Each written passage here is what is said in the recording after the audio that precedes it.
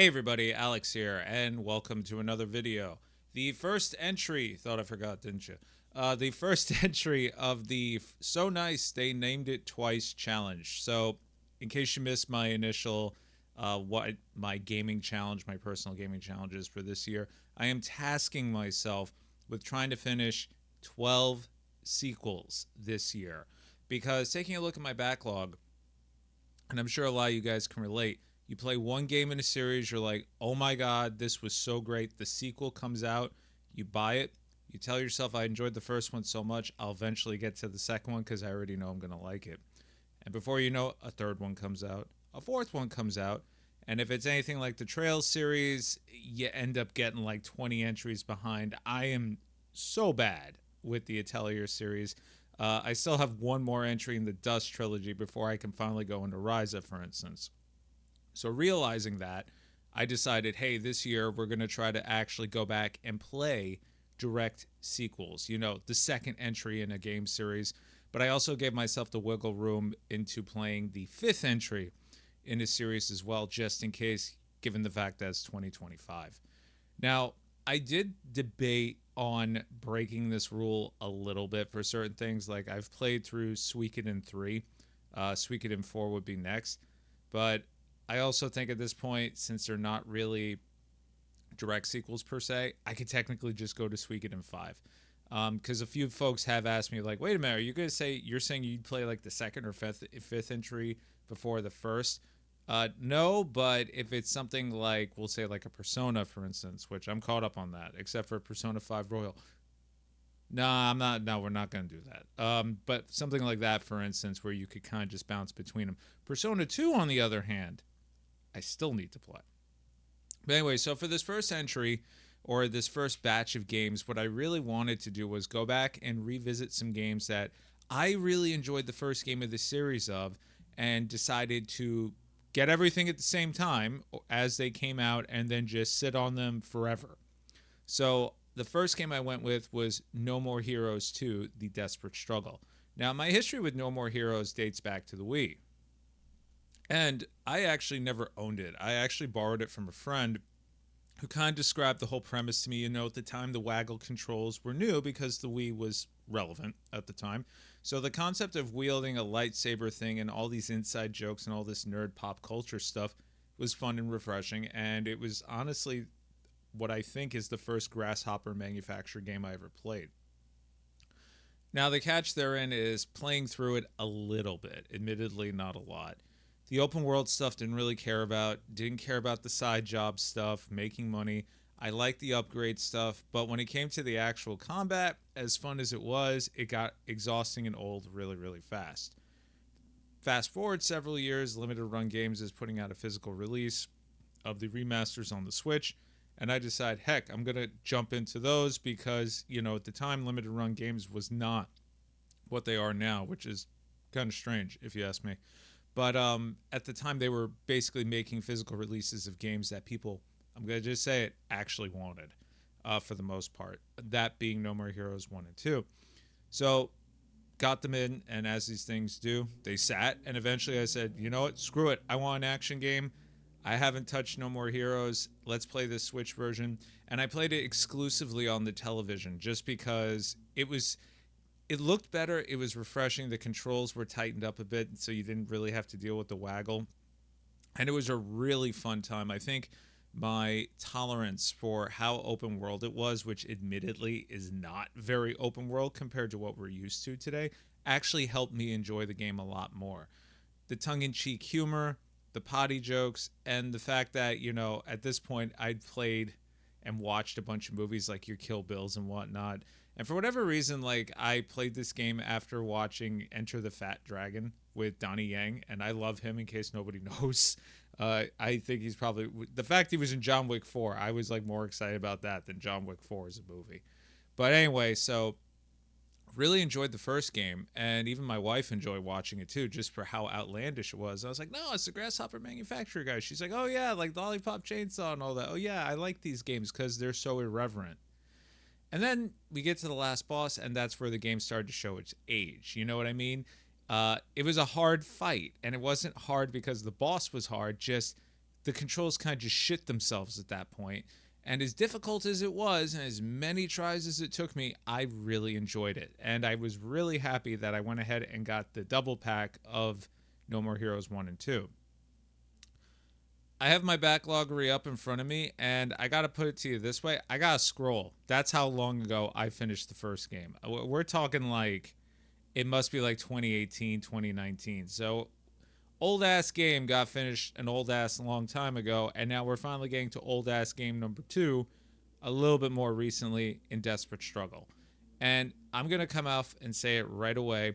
Desperate Struggle 2 improves and also does a lot of things that kind of sour the experience at the same time. So No More Heroes 2 kind of picks up where the first game left off, but a couple years removed, where Travis has kind of sort of just retired from the whole Hitman, I guess you could say, assassin game. And now he's kind of dragged back into it due to the fact that he basically just wants to have sex. I think YouTube allows me to say that. I don't know. But anyway, it throws you right back into the action with a boss fight that ultimately serves as a tutorial and setting the stage for why Travis is now back in action. And pretty much you just go from level to level, and there's like a short, like, you know, on rails platforming section. There's a little bit of racing, but there's like nothing there at all. And then you fight a boss, and usually the boss fights are very over the top. Now, unlike the first game, the controls are very much refined to the point where the bosses just aren't hard anymore. They're, or could be hard, because you can kind of sort of button mash a little bit, but for the most part, they kind of just stand there and let you beat the shit out of them. Even the final boss, which has several phases, I had no difficulty with. And as I've said in the past, and a bunch of you guys also know, I can breeze through an entire game, and when I get to the last boss, for whatever reason, I just shit the bed for 5 hours, and it becomes a slog, and half the time I want to break my controller in half. Didn't happen with this game. As a matter of fact, I felt this game was so breezy that I was playing it handheld most of the time during my downtime at work, and the levels were short enough where it actually fit very comfortably in a portable setting. You know, it's actually really good for that. A lot of people said that these ports actually were really shitty and the controls were bad, this, that, and third. And coming from Waggle, I think that's an improvement, or this is an improvement. So I don't know what you're gauging off of. Maybe it's the PS3 versions. But the one thing I kind of missed about this game actually was the open world. They kind of got rid of it for the sake of streamlining it. And they made it more like a menu system where basically you would just have waypoints on a map, and it would say like odd job, you know, mowing the lawn. And then you would just do that. And then you would just pick the stage to go to, and you would get a cutscene, which again are pretty tongue in cheek. And then eventually you just get credits, and there is a very strange, I almost want to say Kill Bill-ish, like, or Quentin Tarantino storytelling cinematography thing for telling the story. And at the end, I was kind of like, wait, what just happened? Like, I knew what happened, but I was like, I think what I'm trying to say is the presentation is just really weird, the way that they bring this story out or explain it. And then it's like, okay, I guess that's it. And now we obviously know there's Travis Strikes Again, and then No More Heroes 3. So ultimately, I really enjoyed my time with this game. I do feel like it is really short by comparison, and that could be just the fact that the open world stuff is gone. And a lot of the levels are pretty much just straight linear paths. And the one level where you do have to race, there's literally nothing going on the highway. You kind of just drive straight. It's almost like it's hiding load times, to be completely honest. But I enjoyed this game enough. I'm really happy that I didn't go from 1 directly into 2, because I think it would have soured me. Coming into this was actually a very welcome break, coming off of Metaphor ReFantasio, which was a really, really long game. Excellent game. But this was a very good palate cleanser. Now, the next game was Freedom Planet 2. And a lot of you folks who've been around the Return to Mother Base studio for a while know that Freedom Planet is arguably one of the best Sonic games, in my opinion, that is not a Sonic game and is not Sonic Mania or made by any of those dudes like Whitehead and all that. And the first Freedom Planet was PC only for the longest time.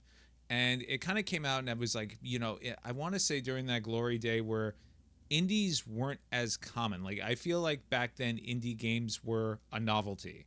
Now I feel like indie games are a genre, like indie films. There's just so many, and a lot of them just drown each other out. They kind of, I hate to say it, copy off of each other, or they find a mechanic that is very successful, like roguelike deck builders, because I know Jordan from Physical Paradise can't stand it.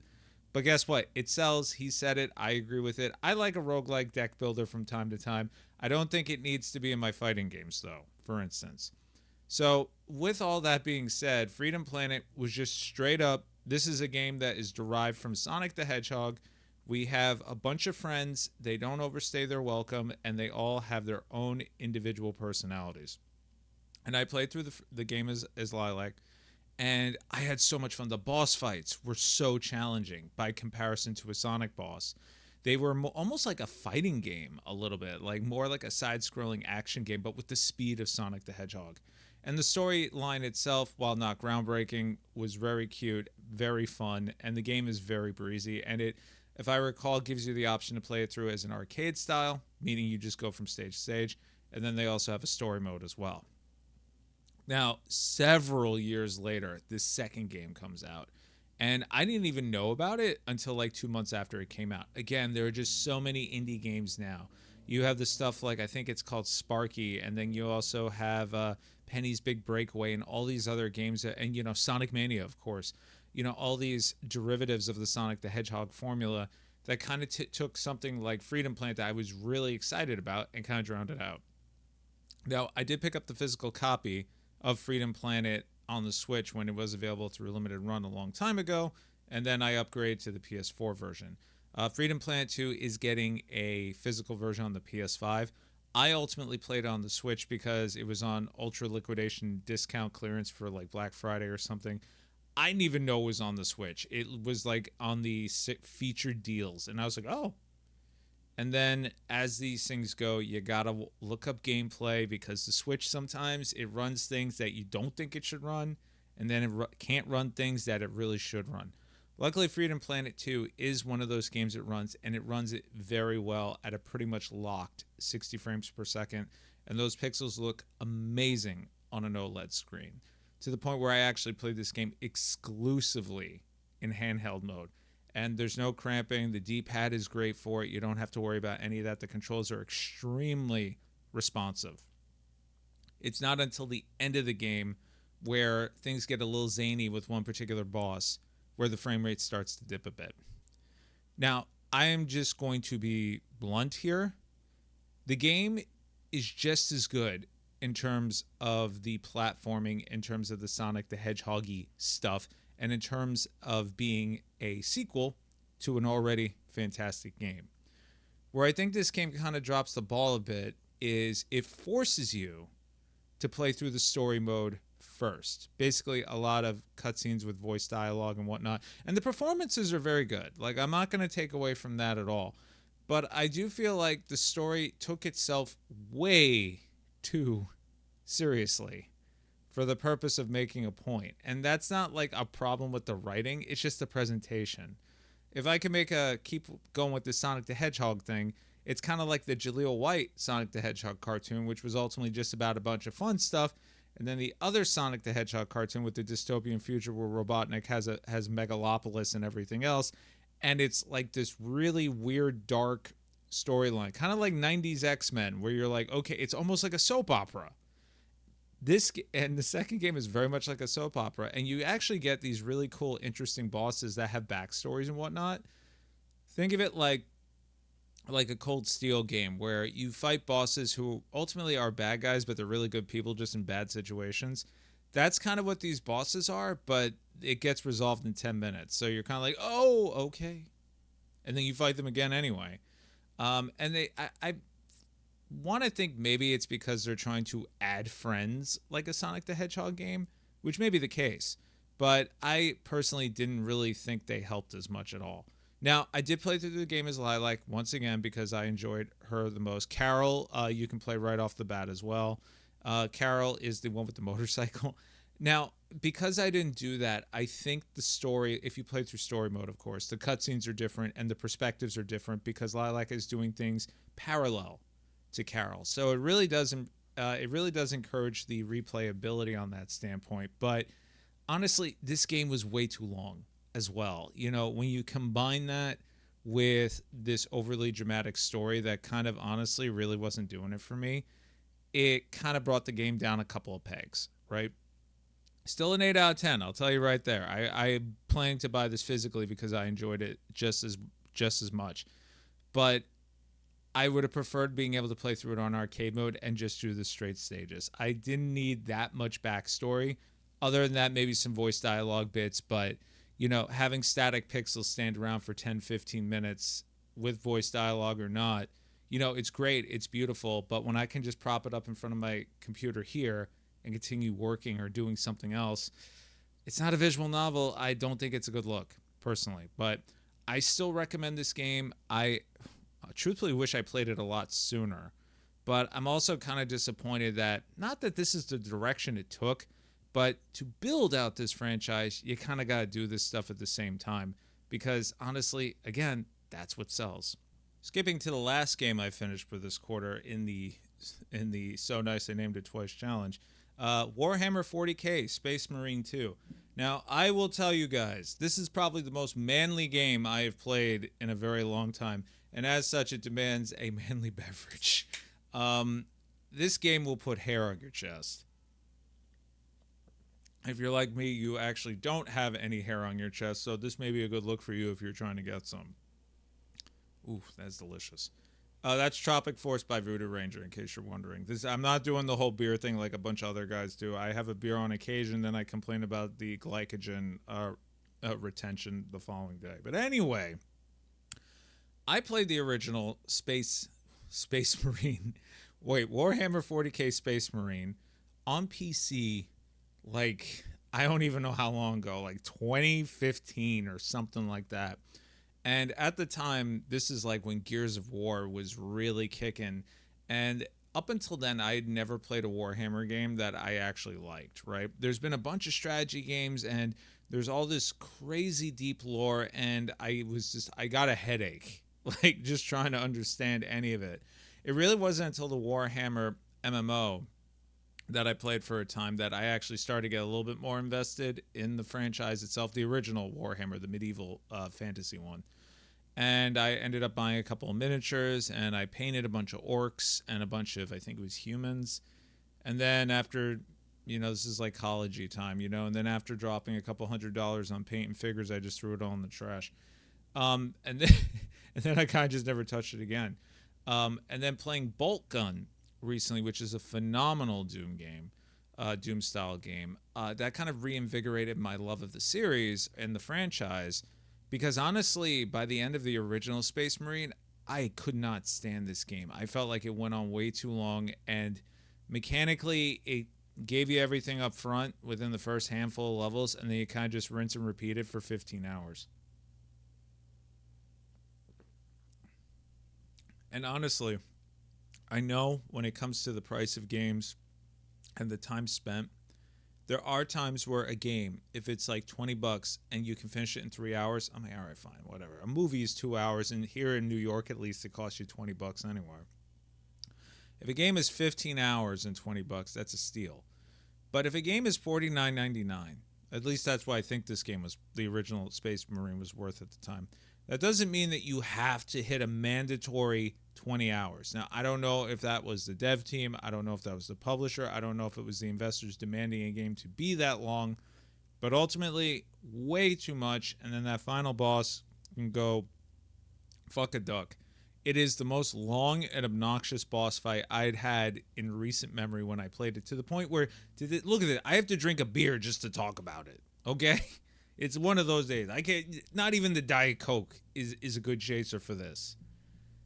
I was so angry by the end of the game. I was like, I wrote it off. I completely wrote it off. And again, it wasn't until Bolt Gun, which I played last year, that I was like, okay, I kind of like 40K again. I kind of like this whole Warhammer thing. And then I finally see the trailer for Space Marine 2. And I was like, okay, this looks awesome. This looks like it does everything that I didn't like about, or rather, omits everything I didn't like about the original game. It's a lot darker. It's a lot grittier. The first game I remember being very bright. It could just be the locations and whatnot. But here's the kicker with this whole thing, right? This is a direct sequel from the first game. So if you have not played the first game, guess what? You can play this game no problem. However, they do reference events from the first game, which I truthfully did not remember because I played it so long ago, and I imagine a bunch of people didn't as well. But it kind of mentions them in passing. It's like, hey, remember that thing you were involved in like 200 years ago? That's not a spoiler. Ultramarines can actually live centuries. It's in the lore. And I was like, wait, what? That was like, what? That was 100 years ago? Like, what? Well, I'm like, Google immediately. I don't know what the hell's going on here. And this game goes 0 to 60 right from the get-go, and it only takes its foot off the gas for the purpose of cutscenes. And the dialogue and the voice acting are leaps and bounds better than the first. The dialogue in this game is Shakespearean English. It is like, it's like, brothers, we march into battle for the glory of the Adeptus Astartes and all these other words I don't know. But I was like, okay, like it's one of those things where when you hear it, you get so invested in it. You're like, yeah, man, I don't know what the fuck he's saying, but I'm all about it, man. Yeah, let's go kick ass. Let's go kick ass. That is what this game is, and it is so much fun. It doesn't really focus so much on the third-person shooter stuff. Of course, you get a bolt gun and a carbine and all these other things. It's actually more focused on melee, at least for the campaign. And by that, I mean, you have your chainsaw blade, you can get a power blade, you can get a combat knife. And then you also get combos, and you can stun lock, and you can counter. The counter system is very forgiving, and all the counters are brutal. Like, we're talking like I forgot what they're called. They're like insecty things. It's like Tenerigis or Tenetian blinds or something like that. And basically, they'll get like a blue highlight, and then you hit one button, and then Titus will literally grab them out of the air and snap them in half. And it does a little bit of the Doom thing, where if you do an execution, you get armor back. If you do a counter, you get health back. As you kill things, you get health back. It's very much, like if you stop moving, you die. That's pretty much it. And you get a squad, and this is very much driven like they want you to play co-op, kind of like your old school Gears thing. But the AI, other than getting you up, is pretty bad. It'll actually execute stuff that you're trying to kill to get armor back instead of you sometimes, which is a little annoying. But, on a scale of 1 to 10, I'd say it's like 6 out of 10 in terms of intelligence. But the cutscenes, my God, they are epic beyond belief. And I ended up going down a rabbit hole of Warhammer 40K lore after playing this game. And I gotta say, in the world of fantasy, in the world of video games and RPGs, I do not think being a Space Marine is a good career choice. It sounds horrible. Especially when I looked up the Dreadnoughts. First, I looked up a Dreadnought because one of them shows up, and I'm like, wow, this guy's a badass. But they mentioned a name, and I'm like, oh, he must be important in the lore. And then I look it up, and he's a miniature, a $250 miniature that's apparently like yay big, which doesn't make him a miniature now that I think about it. But anyway, apparently Dreadnoughts are dead Space Marines that have they're like amputees. They're basically just floating brains in tubes, and they put them in the Dreadnought, and they only turn them on when they need them to kill things. Other than that, they're kind of just like trapped. But apparently this is like a glorious position you can get once you die in battle. I'm like, what? Why is this good? This is horrible. And now my algorithm is nothing but Warhammer videos. And once again, I am struggling with trying not to buy a ton of miniatures. I got this game at Black Friday for, I think, $29.99, $30. If you only intend to play the campaign, that's the perfect price for this. It's a good, solid, not exhaustive 12 to 15 hour game. There are no collectibles to speak of. There are collectibles, but it's literally like one per level, and they're audio logs, which to me are the best collectibles because while you're running around killing stuff, you're getting some background as well. But where I really do think this game kind of sort of drops the ball, and it's not really a bad thing, while you go through the main campaign as Titus, there's points where the mission dictates that he has another team doing a supplemental thing at the same time. So, for instance, they'll be storming, we'll say, a gate, but he also needs to have charges, bombs placed along the side of them, at the same time. So when they get to the gate, it can come down so they can basically breach it. So you will do the main mission as Titus and his team, and then you get there and you see like all of a sudden the gate just collapses, and you're running, you do your deal. They give you side missions where you actually play as the other team doing that objective. And it's cool because the game will literally tell you, actually, don't do this one right now because you're kind of going to spoil the story. They actually recommend you do it at everything at the end if you want more campaign story and a different perspective, which is cool. But I feel like that kind of like artificially shortens and lengthens the game in a disproportionate way. It's kind of odd. But then it does the Gears of War thing where it gives you a bunch of PvP content, a bunch of PvE content, and then you also able to have different classes. For the main campaign, you basically play as Titus, which is, your stock ultramarine. But when you go into like the PvP and PvE, you can play like a tactician, you can play like a heavy duty damage guy, you can have more HP, all that fun stuff. This game is a graphic showcase for next gen hardware. I played it on the PS5. I was debating on doing it on PC just in case save data ported over, but I don't think it did. I don't even think it's necessary because I did have to look up what happened in the first game after they mentioned some stuff. I was like, okay, I vaguely remember that, but I was like, I feel like I'm supposed to know who this guy is. And sure enough, I was supposed to, and I just couldn't remember because, the game's like 20 years old. But it's really fun. It looks phenomenal on the PS5. I played it on performance just because I wanted that smooth frame rate. It still looks phenomenal. The lighting effects with HDR are gorgeous. I can't even imagine what this looks like at a full 40 on a very heavy duty PC. It must be ridiculous. This game is outstanding. I am so happy I played it. I am so happy I did not write off this series given the fact that the first game was a huge letdown for me towards the end. Now this last game I saved to the end, which is also why I had to open one of these. Because honestly, it was the most disappointing out of the bunch, and it's honestly one of the games I had the highest expectation of. And that game is Monachemia 2, The Fall of Alchemy. Now, when I first moved into this apartment way back when as a, swinging bachelor and I didn't have all this stuff going on, and I had no money, I basically lived in the ultra liquidation clearance bin at GameStop, the one back when they had GameStops in my area, and they still carried PS2 games. And at the time, I was just getting into YouTube, and as a matter of fact, I want to say like my second or third pickup video actually included the original game, Monachemia, Alchemist of Alrevis. And I'll be honest, when I played that game, it was basically just because I saw a trailer on GameStop, or GameSpot of all things, and it looked cool. It was a turn-based RPG. There was a little bit of a crafting mechanic to it, and ultimately pixel art with a little bit of the 3D, isometric. Just, it looked like a really gorgeous and fun game. And what I was treated to was basically a 90s-ish anime high school game about students just trying to get through a school year and a bunch of not world-threatening stuff going on during a school year, right? I don't even remember what the plot was. I just remember the ultimate goal was to graduate. And I'll be honest, the game was really fun. I was playing it on a PS3, and my PS3 was backwards compatible.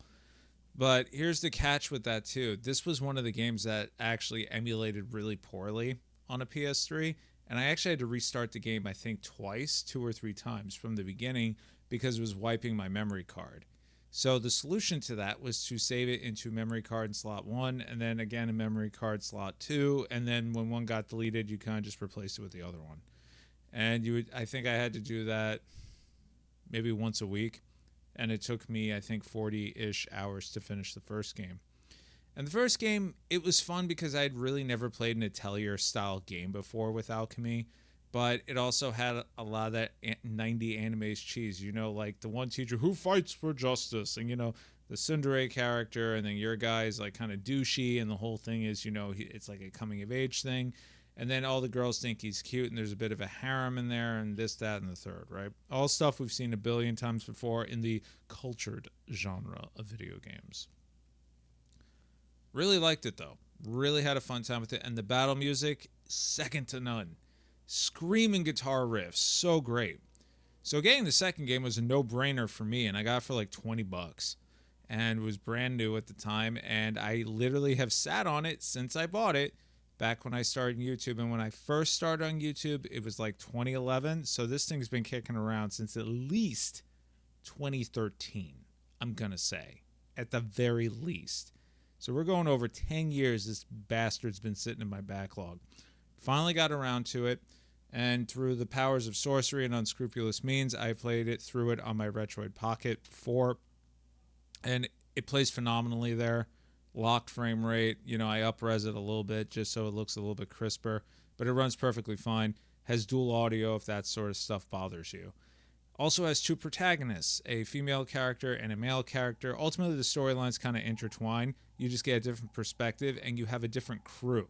Basically, you have kind of like, we'll say like you have your main class, which you don't really go to class. You just get assignments, and that's kind of how you progress the story. But you have like a workshop. So you have like basically your party in there. And then if you pick the other person, you get their workshop crew.